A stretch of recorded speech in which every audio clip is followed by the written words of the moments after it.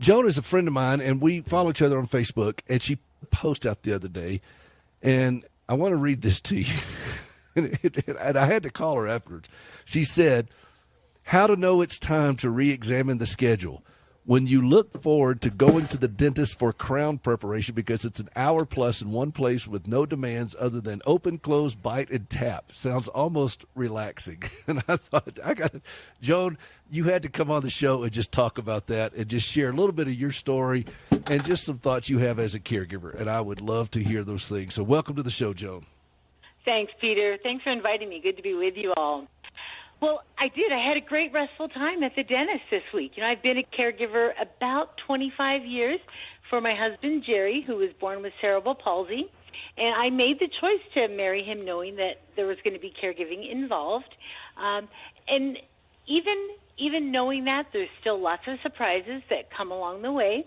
And as his body ages, as does mine, the needs change. And it's just been a few weeks of just having lots of changing needs coming through in our caregiving routine, and so it was really delightful to just go down and go to the dentist, and they put a blanket over me, and it was pretty awesome. I recommend it. I got to tell you, Joan, I'm with you on that. I know what it's like I like that big lead blanket they put on me. Yeah. And, when they do x-rays and stuff, and it feels so heavy and warm and comfortable. And I'm thinking, the original what's wrong weighted with blanket. me?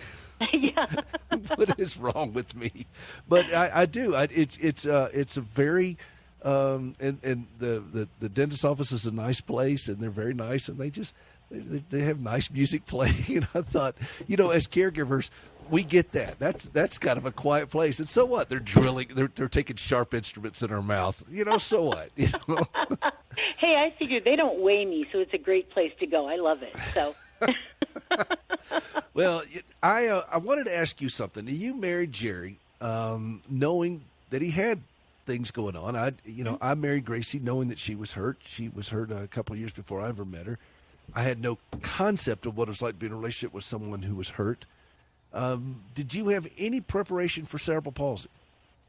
I had some. I had worked in group homes with kids with multiple disabilities, so knew a little about that. And then I also had been a live-in caregiver for a year to a lady who was a quadriplegic. So I did some, but honestly, Jerry and I didn't talk a lot about what the disability needs would be before we got married. I think we just kind of assumed each other knew, and we didn't know everything. Well, most of us don't. And I saw a thing that you had on your blog about Valentine's Day last month, and the question about did we do it right? Did we have the romantic evening that we wanted? And do you remember your comments you made about going to a 5-star restaurant? I said I would be uncomfortable. I think it was something to the effect that I would be uncomfortable going to a restaurant where they're going to put the napkin on my lap, and I have to make sure I use the right fork or glass or whatever for it. It's much more romantic and comfortable for me if we're going to just a casual restaurant that we enjoy, that we can have time to talk and to laugh, that I'm not cooking or cleaning up the meal. That's great. All that fancy stuff would be lost on me and would make my Valentine's celebration or whatever celebration more stressful than it would be fun and relaxing. Well, I get that. And, that's why, of course, Gracie always likes it when I reserve a booth at the Waffle House. And I didn't know you could reserve there. I'll keep that in mind. Well, you don't know my Waffle House. No, we're a long ways from that now, way out here in Montana, and I miss them. Yeah. But no, I get that because as caregivers, we don't. I think there's so much. John knows my policy on holidays. I don't like them. I'm not a big fan. The only holiday I really like is Arbor Day because you plant a tree, you water it, say a prayer, you walk away. No parade, no drama. But all the others, there's this expectation, and I just appreciated your comments that you said about that just learn to just be comfortable. Being comfortable is the key. And I think so many of us as caregivers are not comfortable. We feel like there's this burning urge that we've somehow got to make this more perfect and better and offset the challenges. And that's not where you are. That's not where Jerry is. Talk a little bit about that. And tell me why you're not that way. I'm not sure that I've ever been that way to have to fit in with everything, but We did try it for a while, I think, early on, and live up to the expectations, or tried to live up to them, of people saying, this is how you have to do your relationship, this is what you have to do. We even had people tell us for a while that we were wrong for me to be Jerry's personal care attendant, that should never happen as a wife. And it's like, no, we have to work out the plan that works for us. And for a while, it was much more uncomfortable to have. Wait a minute, back up for a second. Yeah. Who would say that to you? Well, off the air, I would tell you who, but I'm not going to say that on the air. But are you still friends with these people? Yes, but there were especially two in particular that just thought that was really a wrong thing. And so as we went through, we thought we can try to live up to everybody else's expectations, but that puts a whole lot more stress on us when we already have enough going on in life, plus we work in ministry, so there's just a lot going on. So we have to let go of something. And so what we can let go of the easiest is what other people think. As long as our bottom line is if we are living a marriage that we believe is biblically centered, then a lot of the things that people say are critical for marriage, that's all cultural and societal. Let those things go and live the way that God has told us to live in our marriage, and then, have fun with the rest of the time. At the end of the day, you need to be friends and enjoy each other's company, and there's not these guidelines and rules of saying you have to do this, in order to be happy as a couple. And I knew that Gracie and I've done the nice restaurants and so forth like that, but as we've been married now for 34 years this year, and I came to treasure and cherish going to diners with her and just having a good time with the staff there and just hanging out. There's a restaurant down the mountain here that we like to go to, and it's just as comfortable as you can be, and she can go in and she's got her legs uncovered, so she's not, she's got robotic-looking legs and nobody cares. It's just one of those things where you just learn to just enjoy the moment and not make so much drama out of, this and that and so forth. And I was just really quite moved to see that from you. If you would take a moment to share some things that you've learned about yourself in this journey with Jerry, because this has not been an easy journey. Jerry's challenges are significant. And what have you learned about yourself that maybe surprised you? One of the things I've learned is what you shared, I think it was just last week or 2 weeks ago on your show, just about so many of the things that I attribute and think are really about caregiving. They're not. They're really about me and who I am as a person, and the fact that my heart wants to go off on its own many times. And so I've had to learn to figure out what are the things that I need to own for myself versus what are the things that really are a legitimate, true part of caregiving that I need to find some ways to work through. I think I've also learned that Jerry doesn't want me to be his mother. I need to help him in the areas he needs, but not be his mother. Let him be who he is. Let him tell me when he needs help or do those kinds of things. And sometimes when I'm being more that mother, it's because I'm having the need to feel needed. And so I'll jump in to do something when it's really not helpful at all for him. I was doing an interview one time with a reporter, and they asked me, what's the hardest thing you've dealt with as a caregiver? And I want to echo what you just said. The hands down for me, the hardest thing I've ever dealt with is knowing what is mine and what is not mine. Mm-hmm. And I get that so mixed up, and Gracie will affirm that.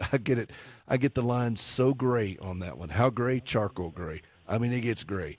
And, and that it's hard because we're in that mode a lot, and it's hard to just be. You guys are involved in ministry. You've been involved with Johnny Erickson Tata and all of the things with Johnny and Friends. You were a strong believer before all this.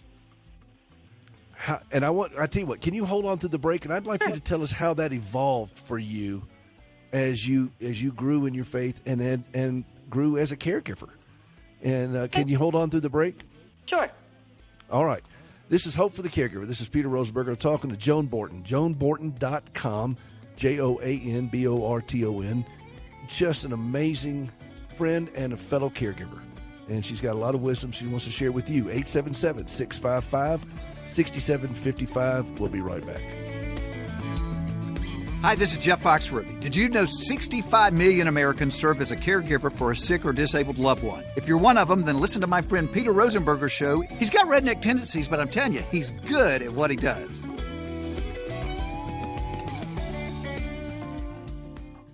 Have you ever struggled to trust God when lousy things happen to you? I'm Gracie Rosenberger, and in 1983, I experienced a horrific car accident leading to 80 surgeries and both legs amputated. I questioned why God allowed something so brutal to happen to me, but over time, my questions changed, and I discovered courage to trust God. That understanding, along with an appreciation for quality prosthetic limbs, led me to establish Standing with Hope. For more than a dozen years, we've been working with the government of Ghana and West Africa, equipping and training local workers to build and maintain quality prosthetic limbs for their own people. On a regular basis, we purchase and ship equipment and supplies, and with the help of inmates in a Tennessee prison, we also recycle parts from donated limbs. All of this is to point others to Christ, the source of my hope and strength. Please visit standingwithhope.com to learn more and participate in lifting others up. That's standingwithhope.com. I'm Gracie, and I am Standing with Hope. As a caregiver, think about all the legal documents you need. Power of attorney, a will, living wills, and so many more. Then think about such things as disputes about medical bills. What if, instead of shelling out hefty fees for a few days of legal help, you paid a monthly membership and got a law firm for life? Well, we're taking legal representation and making some revisions in the form of accessible, affordable, full-service coverage. Finally, you can live life knowing you have a lawyer in your back pocket who, at the same time, isn't emptying it. It's called Legal Shield, and it's practical, affordable, and a must for the family caregiver. Visit caregiverlegal.com. That's caregiverlegal.com. Isn't it about time someone started advocating for you? www.caregiverlegal.com, an independent associate. I'm alive, lift up my voice above the chaos and the noise. 'Cause all my hope amidst the pain, I shout this song against the rain. Rejoice. Welcome back to Hope for the Caregiver on the Family Talk channel, Sirius XM 131. This is the nation's #1 show for you as a family caregiver. I am Peter Rosenberger. I am your host. That is my wife, Gracie, singing, and boy, can she sing. I love listening to her voice. And you know what? This whole show is about learning to rejoice no matter what's going on, because we're alive. We're doing it, okay? We're living it. This is not a dress rehearsal. We're doing it. And it's not going to be everything we want it to be, but that doesn't mean we have to be miserable. Being miserable is a choice. And we're glad that you are tuning in today to just be a part of this with us. 877-655-6755, 877-655-6755. I'm talking with Joan Borton, fellow caregiver who has been doing this for now a quarter of a century or a little bit more. Is that about right, Joan? Quarter of a century? It is. Yep. Sounds long if you say it that way. Well, it is a long time. And she's been caring for her husband, Jerry. Before we went to the break, I wanted to talk a little bit about your faith because, you were a believer when you and Jerry married. Y'all were both believers. But there's nothing like caregiving for a couple of decades to kind of take it to a whole nother level, is there? That's for sure. What have you learned about yourself and about God through this that surprised you? I think what I've learned most about God is that he's okay with me as I am. I don't have to achieve to a certain place. Jerry is very gracious in accepting my mistakes and my messes when they happen, and we really talk about him as being my junior shepherd to my great shepherd, the Lord Jesus. And so as Jerry is able to embrace and accept my mistakes and failures, it shows me a picture of how loving God is to me and that he accepts me and that I don't have to. I remember I used to do some singing in church when we were early married, And I said to Jerry one time, I can't go up on stage this week and sing because I have this twisted ankle and I'd have to use the cane to walk. And he's like, so it's okay for me to show up with a wheelchair, but you can't show up with a cane? And that really struck me, that there are just still so many ugly, sinful parts of me and places where I mess up. But Jerry accepts me, God accepts me, and I need to embrace that and move on. Well said. Well said. And I think that these are little pearls of wisdom that we learn along the way that surprise us, but they also add to the texture and beauty of our life. And the whole point of this show and everything I do, my books and everything, is to say, you know what? You don't have to be miserable in this. It is painful. It is hard. And I know you and Jerry have cried lots of tears. But even in the midst of those things, there is still beauty around us and in us and working through us. And you've forged a marriage, and you and Jerry have also invested in the lives of so many others. And it was just, like I said, it was just your post about going to the dentist. And because John's mother is she was a dental hygienist, so dental stories are always great for us. Well, before I let you go, I haven't done this yet because we try to do this every week because we like to laugh, and we keep hoping that we will. But John is notorious for dad jokes. So you got a dad joke you could share with Joan before we let her go? Yeah, especially a dental related one. Do you have a dental related? It was Joan's dental post that brought her to the show today. Yeah. All right, so hit us with it, John, and hopefully we will laugh. Oh, hold on, Joan. Here it comes. You know how many apples grow on a tree? No, how many? All of them. But you know why they call those dad jokes? Go on. Oh, because nice. What? I missed that. The punchline's apparent. All right. I actually thought it was because they were grown. Yes. Oh, this is. You got to laugh through these things, but don't laugh while the dentist or the hygienist has the picks in your mouth. That's not a good. It's not a good look when Good counsel. No, it's not. Well, I need to pray for your next guest. They're going to have a hard time. You're going to have to. That's going to be a longer prayer list. Yes. JoanBorton.com. If you want to find out more about Joan, go to her website, her blog, JoanBorton.com. JoanBorton.com. And Joan, will you please be a regular guest with us and just call back in and just whatever's on your heart. You always have an open line to call in, okay? Thanks. Would love to do that. I'll keep it in mind. All right. Thank you so much for joining. Peter.